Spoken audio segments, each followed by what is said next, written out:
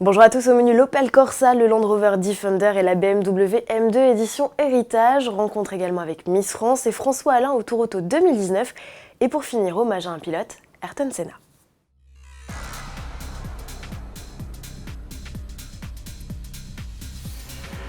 Difficile de se faire une idée du look de la Corsa. Opel a bien publié une vidéo de sa citadine, mais elle est encore bien camouflée. Il faudra donc patienter jusqu'à l'été pour découvrir cette 6e génération, toujours en développement. Cousine technique de la Peugeot 208, la nouvelle Corsa sera déclinée comme la Lionne, avec des moteurs thermiques et 100% électriques. Elle s'annonce déjà comme la plus amusante et la plus efficiente jamais produite. Pour la petite histoire, la Corsa est au catalogue depuis plus de 30 ans. Elle totalise 13,5 millions d'exemplaires à son actif. De son côté, Land Rover peaufine son Defender. La nouvelle génération de l'iconique tout-terrain vient de franchir la barre du million de kilomètres parcourus en essai. Nouvelle étape pour les prototypes, la mise à l'épreuve longue durée en terrain difficile.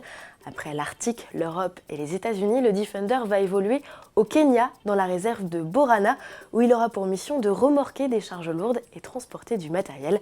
Sa présentation, quant à elle, est prévue plus tard dans l'année.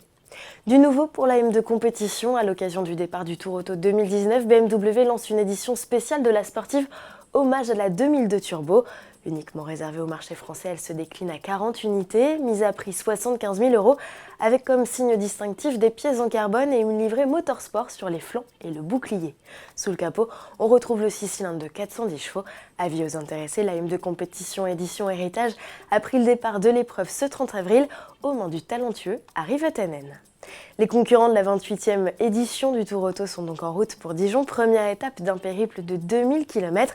En attendant de découvrir les premiers résultats, retour au Grand Palais où nous avons rencontré 2 participants de choix. Honneur aux femmes avec Maëva Courc, Miss France 2018, engagée sur une Peugeot 504 coupée. Pour sa première vraie participation, elle fait équipe avec notre confrère de M6 Turbo, Étienne Bruet, avec qui elle ne redoute absolument pas les tensions. Pour le coup, je sais que ça peut être conflictuel. Les rallyes, puisqu'on vit ensemble dans une voiture quand même H24, on va dire.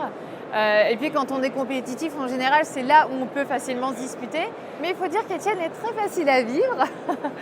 Lui comme moi, on est tous les deux très compréhensifs. Et même si on a envie d'aller plus loin possible, l'erreur est humaine. Et donc, lui comme moi, on peut se tromper.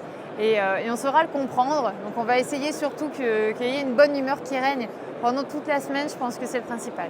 La bonne humeur avant les performances, c'est aussi l'idée de l'équipage numéro 1. François Alain, présentateur de l'émission Vintage Mécanique sur RMC Découverte, sait qu'avec sa Citroën Traction, il ne joue pas la gagne, mais sa motivation est ailleurs, on l'écoute. Ça va être compliqué parce qu'a priori, c'est pas les voitures idéales pour faire le Tour Auto. Surtout la traction, qui est quand même une voiture assez lourde, qui a une direction extrêmement dure et ça braque pas du tout. Une traction, faut être clair, c'est pas très puissant. Mais c'est justement ça qui, moi, m'amuse. C'est de le faire avec le truc imprévu et improbable. Donc on croise les doigts, mais c'est quand même, ça va montrer aussi que c'est une auto qui était sérieuse et endurante. J'espère qu'on va aller jusqu'au bout. Mais lui mettre quand même 2400 km en 4 jours et demi dans la vue, c'est pas gagné, mais bon, on va essayer, voilà. Retrouvez les aventures de François et Nicolas prochainement sur Auto Plus. On se quitte avec un hommage à un pilote, c'est Ayrton Senna. Qu'est-ce qui fait qu'on parle toujours du Brésilien 25 ans après sa disparition? Jean-Louis Moncey nous raconte comment s'est construit le mythe. Il s'est construit surtout par son talent, et puis il s'est construit par sa gentillesse, je dirais son humanité. Ayrton s'impliquait avec tout le monde, du petit monteur de pneus jusqu'au patron d'écurie, jusqu'aux autres pilotes, alors que ses rivaux à la même époque, alors je vais dire Alain Prost, Nelson Piquet et même Niki Lauda, eh bien eux s'occupaient de leur propre business, avaient la passion de la Formule 1, c'est sûr, mais n'étaient pas au centre du paddock comme Senna l'était. C'est pour ça que Senna ne s'appartenait plus, il appartient encore maintenant à la grande communauté de la Formule 1.